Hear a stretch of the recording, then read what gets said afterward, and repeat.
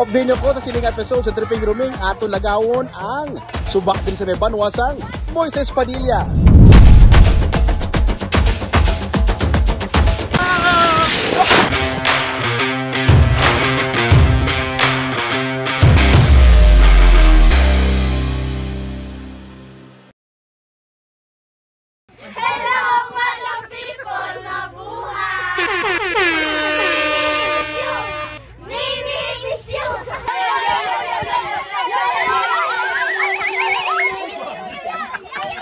Samtang nagasakay ka sa balsa, kag gina-enjoy ang view sa suba kag kabukiran, kag may upod ka nga amo sini kabibo nga mga kabataan, daw ka namit lang, di bala?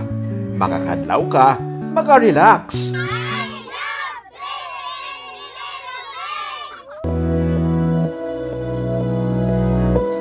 Kag mag-enjoy sa simple nga pangabuhi sa uma.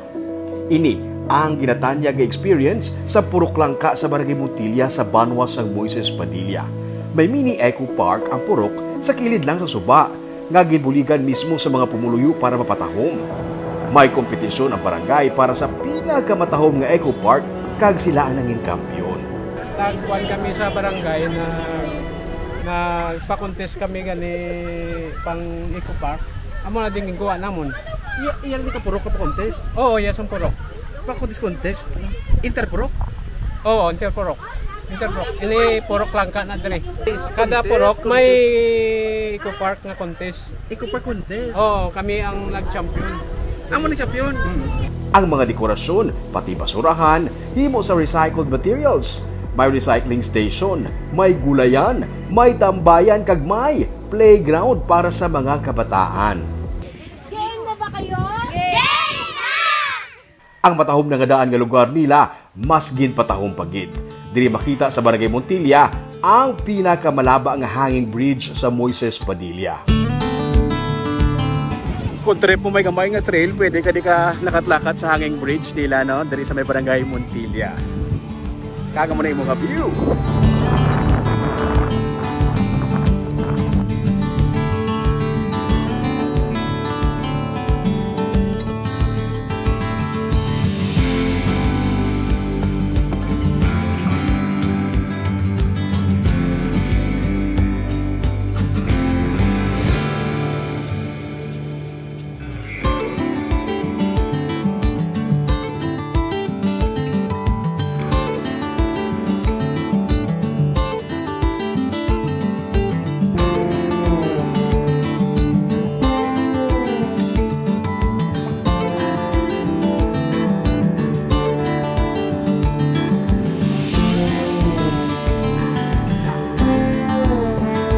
Gikan sa Taytay, mas maapresyado pagid ang katahom sang view sa palibot, pati na ang suba.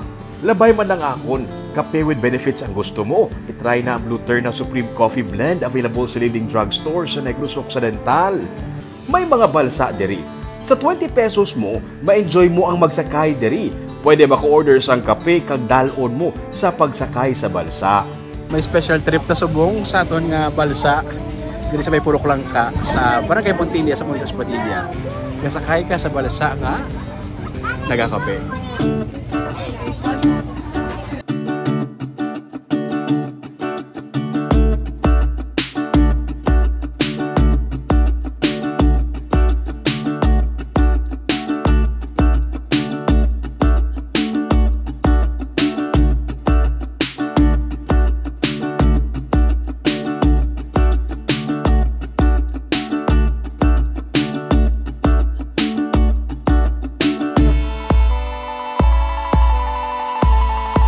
Naghatag sa mga kabataan sa kalingawan ang magpaligo sa suba, ilabi na kung mainit ang panahon.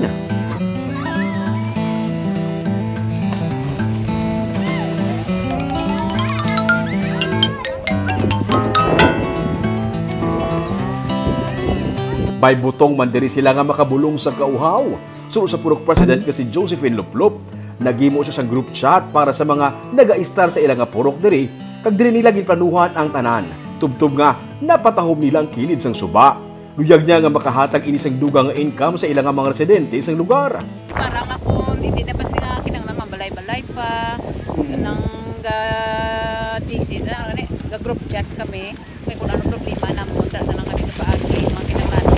Kagkaron nga nasemento na ang dalan pasaka pagid sa sitio Kabayabasan, malapot na sa ibabaw ang matahom nga spot nga makita ang kadlaon, ilabi na kung wala sang panganod.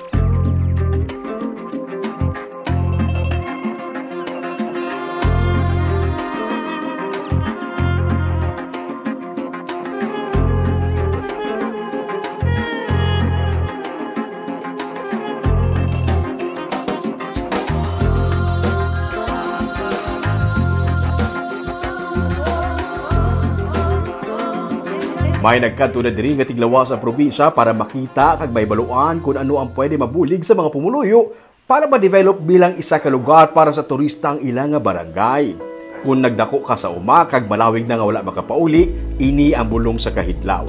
Kung ikaw wala maka-eksperyensya kung paano mga buhi sa uma, ini ang makababatsag sa imo kung ano kasimple pero makalilingaw ang mga buhi sa uma.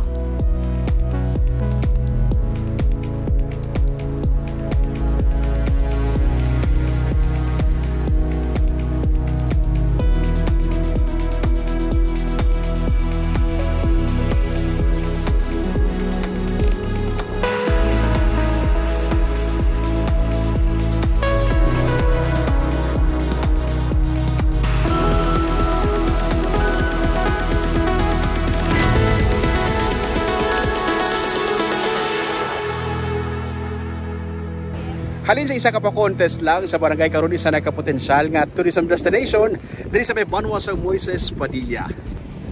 Para updated ka sa mga episodes ng Tripping Diruming, i-follow mo nga Facebook page o YouTube channel Digicast Negros. Ulupot kita sa gihapon sa pagbangon. Ako si Romeo Subaldo kag ini ang Tripping Diruming.